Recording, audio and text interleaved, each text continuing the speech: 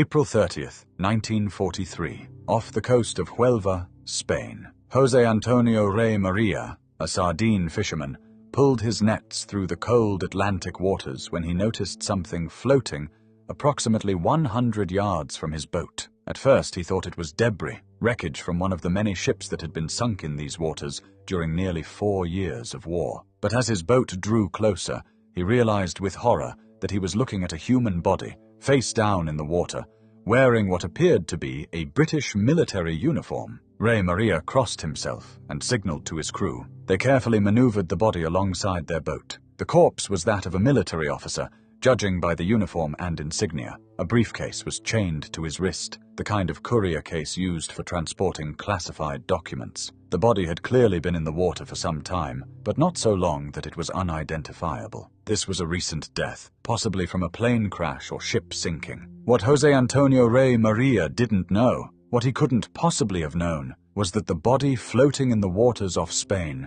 was the most important corpse of World War II. The dead man was about to fool German intelligence, redirect Wehrmacht defensive strategy, and save thousands of Allied lives by deceiving Adolf Hitler himself about where the next major invasion would occur. The corpse's name, according to the identity documents in his pockets, was Major William Martin of the Royal Marines. But Major William Martin had never existed, and the briefcase chained to his wrist contained documents that would change the course of the war. Not because they were genuine military secrets, but because they were the most elaborate lie British intelligence had ever constructed. Within hours of the body being recovered, Spanish authorities would notify the German Abwehr. Within days, the documents would be in Berlin being analyzed by Germany's most experienced intelligence officers. Within weeks, Adolf Hitler would make strategic decisions based on information from a dead man that British intelligence had carefully planted. And by the time the Germans realized they had been deceived, it would be too late. Sicily would be falling to Allied invasion,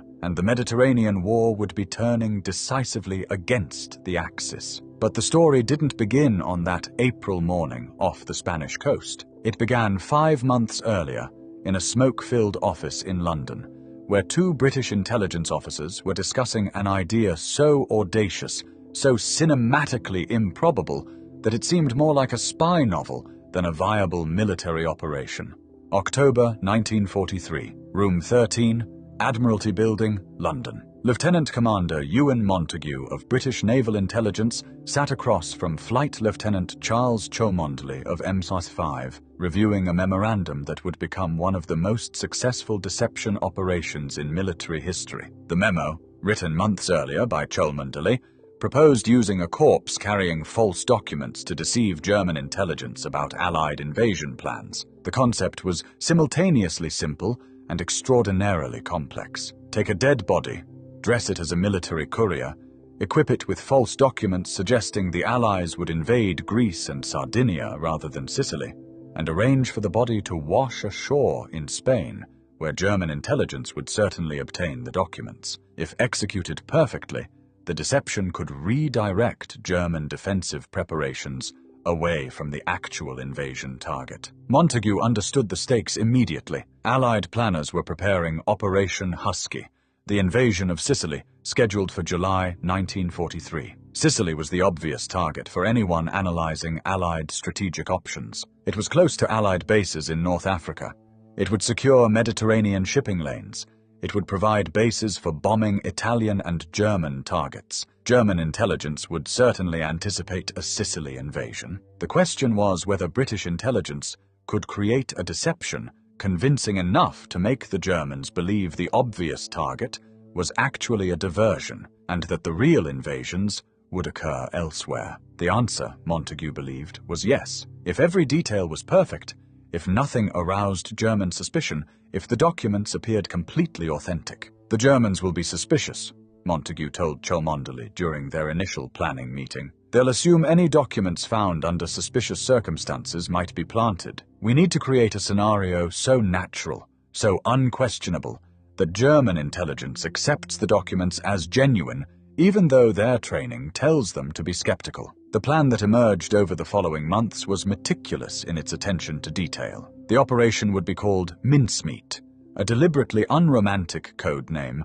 for what was essentially creating a fictional person complete enough to fool professional intelligence analysts. First, they needed a body, not just any body, but one that would pass medical examination as having died recently from drowning or exposure. The body would need to be that of a man approximately 30 to 40 years old, reasonably fit, and with no obvious identifying characteristics that might contradict the fictional identity being created. Through contacts in the British coroner's system, they located the body of Changedthe Michael, a 34-year-old Welsh homeless man who had died in January 1943 from ingesting rat poison containing phosphorus. The cause of death was important. Phosphorus poisoning causes chemical pneumonia that could be mistaken for drowning by pathologists conducting a quick examination. Michael's body, preserved in cold storage, could plausibly pass as someone who had died recently in the sea. Next came the creation of Major William Martin.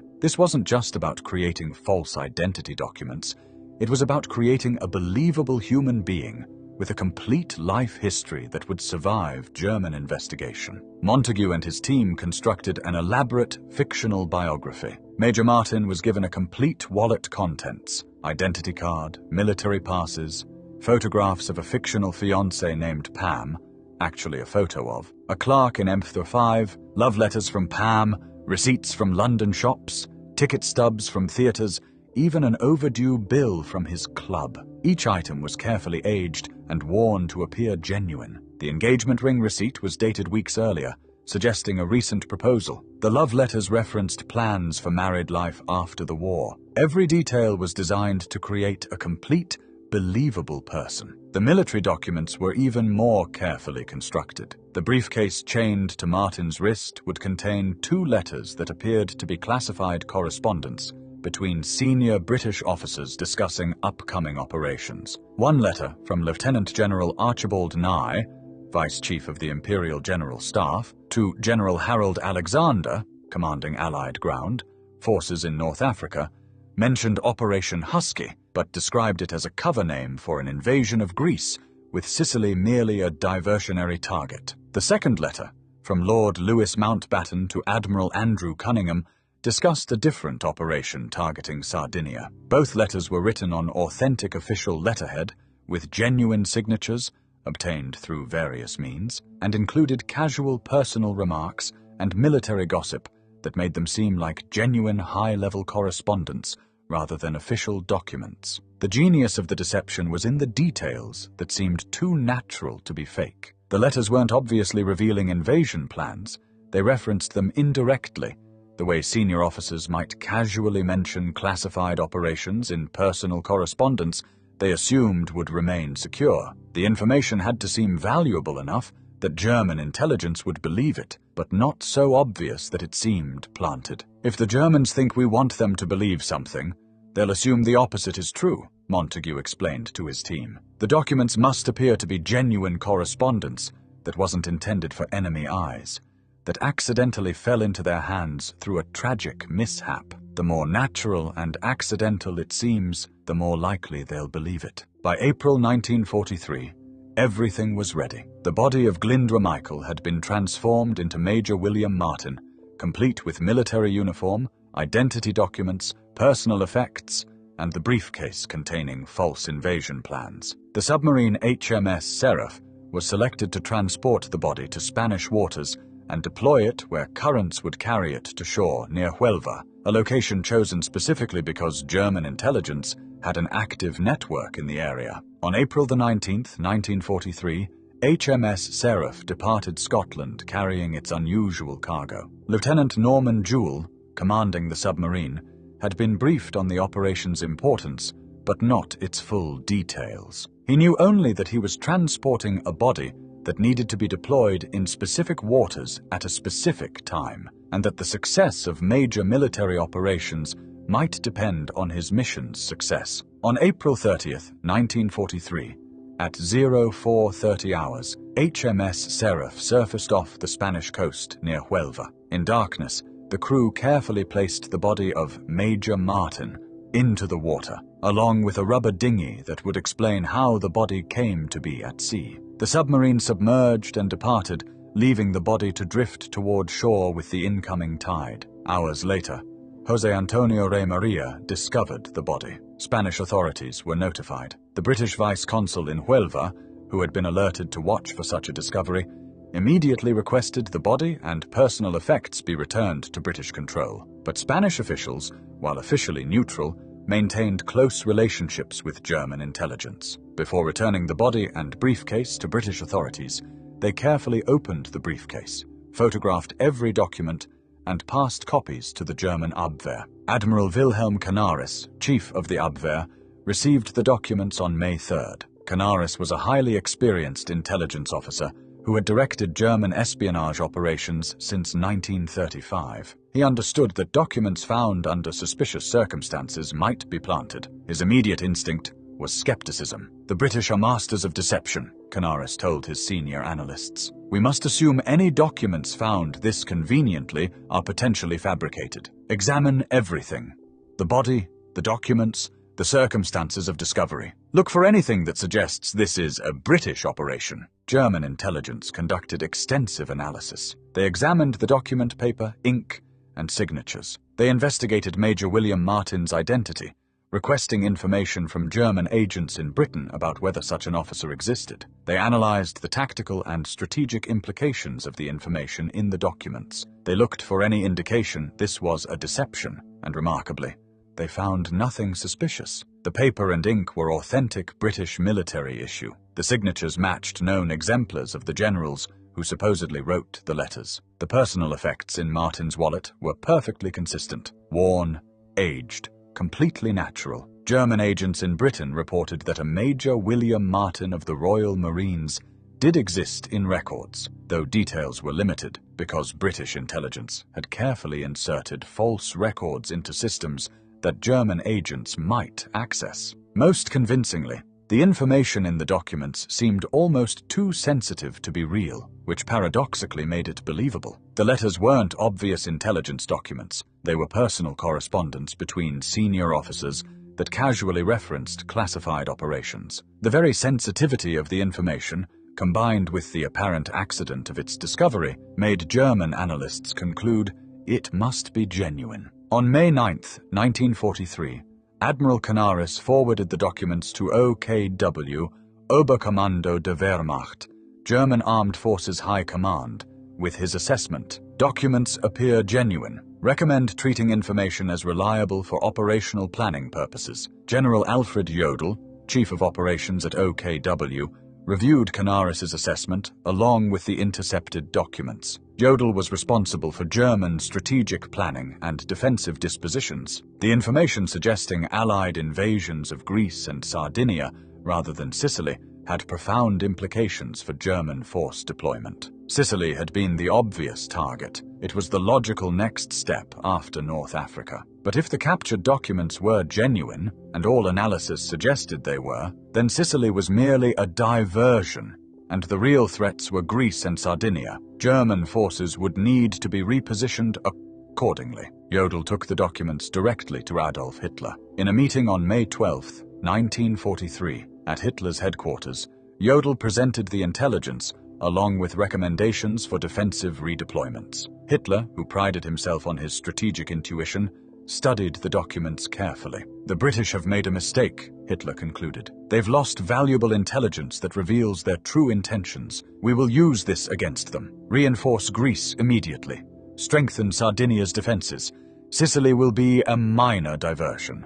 We'll maintain adequate forces there, but concentrate our strength where the real invasions will occur." The orders went out within days. German forces in Greece were significantly reinforced. The 1st Panzer Division was sent to Greece from France. Additional forces were deployed to Sardinia and Corsica. While Sicily maintained defensive forces, the concentration of German strength shifted to targets that would never be attacked. The Germans had been completely fooled. Operation Mincemeat had succeeded beyond British hopes. The most sophisticated intelligence service in Europe had examined every detail, applied professional skepticism, and concluded that British-planted documents were genuine. They had been deceived by a corpse, false documents, and meticulous attention to detail. In London, British intelligence tracked German redeployments through ultra-intercepts. decoded German communications that British codebreakers could read. When they observed German forces moving to Greece and Sardinia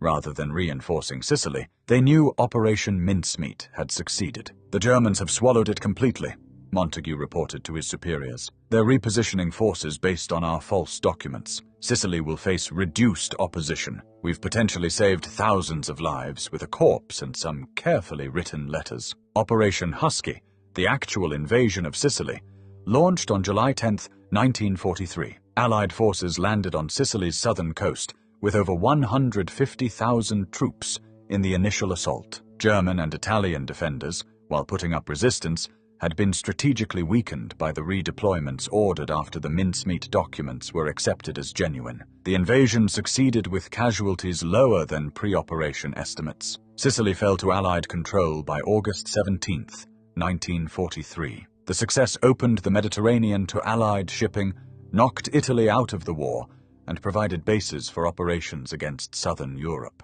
Operation Mincemeat's contribution to this success was substantial. The deception had redirected German defensive strength away from the actual invasion target at precisely the critical moment. German intelligence didn't realize they had been deceived until long after Sicily had fallen. Even then, some German officers refused to believe the documents had been fake, arguing that the British had simply changed their plans after the documents were compromised. The deception was so complete, so professionally executed, that even after the truth became apparent, some German analysts couldn't accept they had been fooled so thoroughly. Admiral Canaris, after the war, acknowledged the deception in conversations with Allied interrogators. "Operation Mincemeat was brilliant intelligence work. We examined everything: the body, the documents, the circumstances. We found nothing to suggest deception. The British understood how we thought, how we analyzed intelligence, and gave us exactly what would pass our scrutiny. It was professionally executed at a level we didn't anticipate the British capable of achieving." The identity of the body remained classified for decades. Major William Martin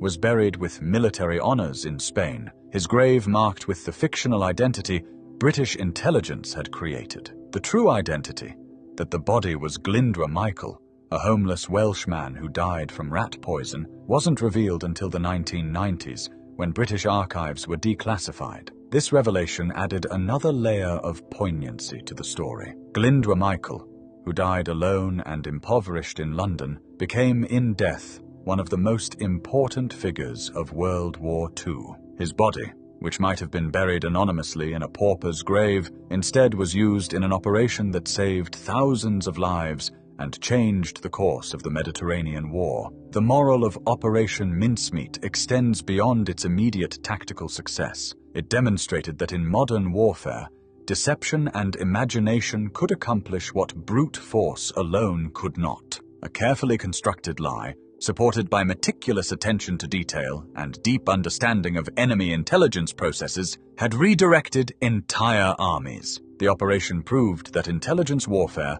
was as important as conventional combat, that psychological operations, making the enemy believe false information, could be as decisive as destroying enemy forces in battle, that a single well-executed deception could accomplish strategic objectives that might otherwise require enormous casualties and resources. Most profoundly, Operation Mincemeat demonstrated that victory in modern warfare required not just military strength, but intellectual creativity. The officers who conceived and executed the operation weren't combat soldiers. They were intelligence analysts, writers, and administrators who understood psychology, human nature, and how to construct convincing deceptions. Their weapon wasn't firepower, but imagination, backed by obsessive attention to detail. Ewan Montagu later wrote about the operation in his book, The Man Who Never Was, published in 1953. The book became an international bestseller and was adapted into a successful film. Montagu reflected on the operation's significance. "We created a man who never lived, gave him a complete identity and life story, used him to deceive the German High Command, and possibly saved thousands of Allied lives. It was espionage as creative writing, constructing a fiction so complete that professionals trained to detect deception accepted it as truth." The grave of Major William Martin remains in Spain, maintained as a British war grave. For decades, visitors honored the memory of a man who never existed, never knowing they were actually honoring Glyndwr Michael, whose tragic life ended with rat poison, but whose death served a purpose far greater than he could have imagined. German intelligence officers had laughed when they first heard rumors of the British dead body operation. It seemed too theatrical, too novelistic to be a serious military deception. But they stopped laughing when they realized how completely they had been fooled. Operation Mincemeat proved that brains could win where bombs could not. A single corpse with fake papers fooled Hitler, shifted the fate of Sicily, and showed that deception can change the course of war.